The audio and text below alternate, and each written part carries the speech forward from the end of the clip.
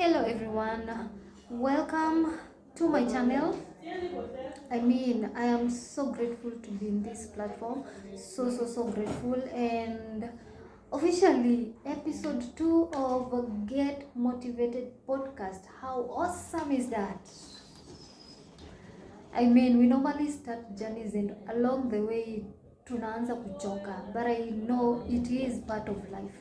It is part of this journey, and I don't know if you've never gotten to a certain place in life where you feel like you want to give up with the things that you're doing. Trust you me, you're not yet there. Like, you're not putting in the work. You need to work extra hard. So today I want to talk about a very sensitive topic, because in this era, in this life and era that you're living in, we tend to be so harsh with ourselves. We forget the things that we do. Instead, we are so busy giving flowers to other people. We are so busy congratulating other people out there, and we forget the amount of effort we normally put in our own work. So today we are talking about cultivating self-compassion and positive talk. Yes, you heard me right. It is high time, baby girl, you give flowers to yourself. It is high time you congratulate yourself. Tap yourself at the back, because you are doing amazing. Trust to me, you are doing amazing. If no one told you out there that you're doing amazing, hear it from me today. You are doing absolutely amazing. Okay? So, what is self-compassion? Self-compassion means extending the same care and kindness to yourself that you do not naturally offer to a close friend, or even somebody whom is whom you value so much. Because tell me why you put all your effort in a certain thing, and you don't give yourself flower. Instead, what do? You criticize yourself. You're always in that place where you tell yourself, like, you've not even done enough. This is not where you're supposed to be. You keep on beating yourself up every single day, forgetting the things that you've already been doing and the achievements that you've already been, achieving. It is high time, my guy, you congratulate yourself. Sit down, take yourself to a spa, get massaged, do pedicure, manicure, all that. Congratulate yourself. Tap yourself at the back and tell yourself that you're doing an amazing job. Sometimes it is okay to just stop and see the things that you have been doing, and just sit down and tell your body and yourself thank you. Because place tumefika saizi, we are just forgetting about ourselves. All we are thinking about is other people. And trust you me, as much as you're going to be congratulating people out there, I'm not sure if they are doing the same to you. So sit down, relax, take a look at the things that you've been doing in the past, and just tell yourself thank you. Thank you for figuring it out. Thank you for getting to where you are getting, for the milestones. We are tunaanzanga pole tukipanda juu. Hakuna mwenye anaanzanga juu. Kila mse huanzia wapi? Tukienda. So sometimes just sit down and angalia hizo milestones penye umetoka, and tell yourself thank you. Okay? So by saying self-compassion, I mean self-kindness, which means being gentle to yourself. Number 2, common humanity. Recognizing that imperfection is part of the shared human experience. Kuanguka si wewe kuanguka haimaanishi it is the end of the world. Are we together? Because sometimes you can fall. Sometimes things happen, and that moment you fall down, I think it is the moment where you are being tested the most.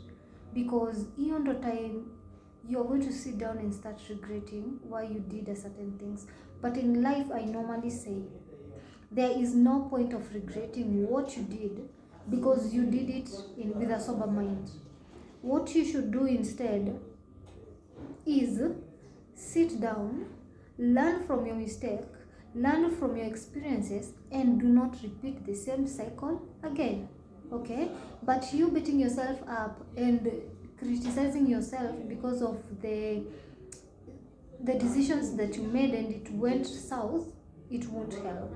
So just learn from that experience. Say it had to be done that way. Do you learn? Alafu you go to another chapter of life where you know very well that you're not going to repeat the same cycle that you did. Something else is being mindfulness, observing negative emotions without exaggerating or suppressing them. Okay, be mindful, be very mindful when you have emotional feelings that you feel are negative. Try as much as possible not to suppress them, to recognize them. That is the word that I should be using. Just recognize them, do not suppress them. Recognize that they are there, but do what? In your mind, keep telling yourself things that are positive. Even if a certain project did not go as planned, yes, it didn't go as planned, but we know, sasa sahizi, we are not going to follow a certain step because this is where we went wrong. We are going to follow this, but at the same time, as much as we are being optimistic, we are recognizing that there was a mistake that was done in this particular place. So do not suppress the negative things that happen, but just recognize them, but as much as possible talk positive things to yourself. Okay, the impact. Let us now talk about the impact of negative self-talk. Our inner dialogue, which is our mind, because we normally have dialogues with ourselves most of the time, shapes our confidence, motivation, and resilience. Constant self-criticism, what does it cause? What does constant self-criticism cause? Number one, it lowers your self-esteem and increases anxiety. And that is why when you're a public speaker, you have to be very, very confident. If you do not believe in yourself, you will end up having anxiety. Utaanza kusweat huku zile jasho nyembamba, unazisikianga hizo jasho nyembamba, you will start sweating aimlessly. So your confidence, you need, even when you're saying the wrong thing, you have to be confident with yourself that you're saying the right thing. Okay. Number two, it creates fear of failure, leading to procrastination, and that is very, very true. This thing of the fear of the unknown, you fear that if you start a certain thing, it's going to go south. If you do this, it's going to go this way. It causes fear and it makes you procrastinate. And I told you, and I always repeat, and I'm going to repeat it here. Perfection is procrastination. Do not be lied to. You are just procrastinating. You're not waiting for the perfect time, because there is no perfect time. And we say it time and time again. There is no perfect time. If you want to start something, start with what you have. Start small, build momentum, build resilience, and move and grow. But sasa, if you start criticizing yourself inwardly, you'll end up having fear, and at the same time, you'll end up postponing things. You'll end up procrastinating. And that is what self-criticism does to you. Something else, it reinforces feelings of isolation or not being enough. It will come to your mind that you're not enough. Every now and then, it will come to your mind that you are not enough, and you're not enough, and you're not enough. Because you're giving that, you not being enough, a space in your head. And it will basically grow into something. If you see yourself as you are not enough, you'll definitely not be enough. So instead of saying that you are not enough, replace that word by telling yourself every now and then that you are enough. Remind yourself every now and then that you are enough. Something else it does is that it makes it harder to recover from setbacks. And that is absolutely very true. Take a good example of people who have been traumatized in the past and where they are at the moment, they haven't dealt with those traumatization. Do you know that it brings a certain setback in your life, that you cannot move past something because there are things that you haven't healed from the past, and that is what hinders you from getting to where you are supposed to be getting. Unaona?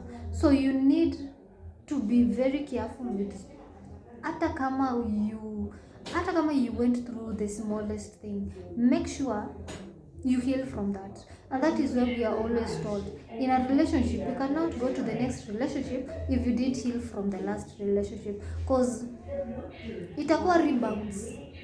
That is what we normally say, it's going to be a rebound. So instead of that being a rebound, heal from the past, heal from all traumatization that you had. It is a process, it's not a one day thing. It is going to take a process. You might need therapists to talk to, you might need people to talk to, but there is no problem. Allow yourself to go through all those processes to get healed so that you can move to the next chapter of your life. Because if you don't heal, it's going to hinder you from getting to so many things that you are supposed to be getting in life. Are we together there? Okay. So how do we shift from you talking negative stuff to yourself to being positive with yourself? Number one, notice your inner voice. Awareness is the first step. Pay attention to the tone and content of your self-talk. Journaling or briefly pausing during stressful moments can help catch critical thoughts early. Are we together? Listen to those voices. Listen to them. Listen to the tone and everything. They are really, really important, and they are going to help you, get to a step up in your life. Number two, challenge and helpful thoughts. When you catch a harsh statement like "I'm a failure," question it. Is this absolutely true? Would I say this to a friend? Is there a more compassionate way to view this situation? Don't just say things in your head. Before you start telling yourself such things, question yourself, is this really what I will tell someone else in their situation? Is this really what I am to myself? Am I worth? Am I enough? If you tell yourself you are not enough, question that thing. Is this what I will tell somebody else? Or is this really what I am? Because it is important to be self-aware of who you are. It is really important to understand where you're coming from and just pause for a minute. When you have such negative thoughts, just pause for a minute, question yourself, ask yourself if that is what you will tell somebody else. Ask yourself if that statement will be correct to somebody else or to even to you. Is this something that you will tell is this a hurtful statement? Okay. Number three is practice self-compassion phrases like I am doing the best I can to grow. It's okay to be imperfect. Everyone struggles sometimes. It is very true. I deserve kindness just like anybody else. I am doing the best I can right now. Tell yourself that. Practice it. Tell it to yourself. Simama hapo kwa mirror. Talk to yourself every morning, every now and then. Simama hapo and just affirm yourself.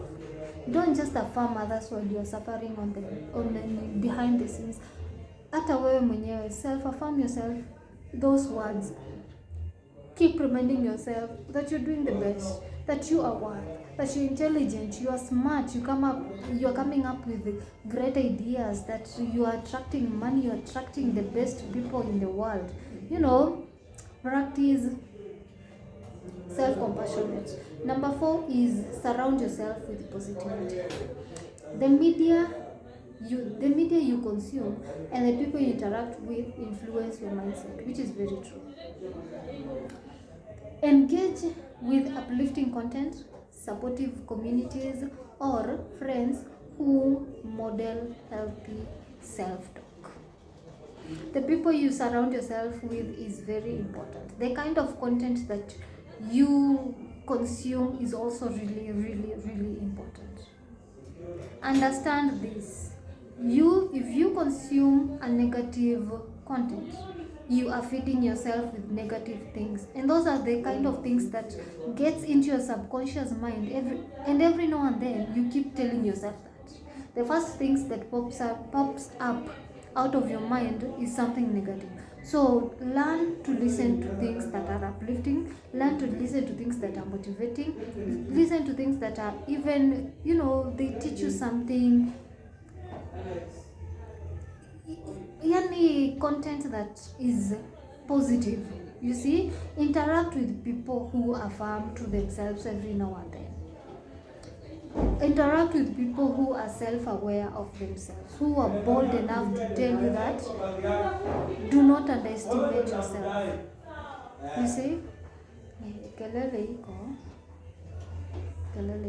but your surrounding is really important.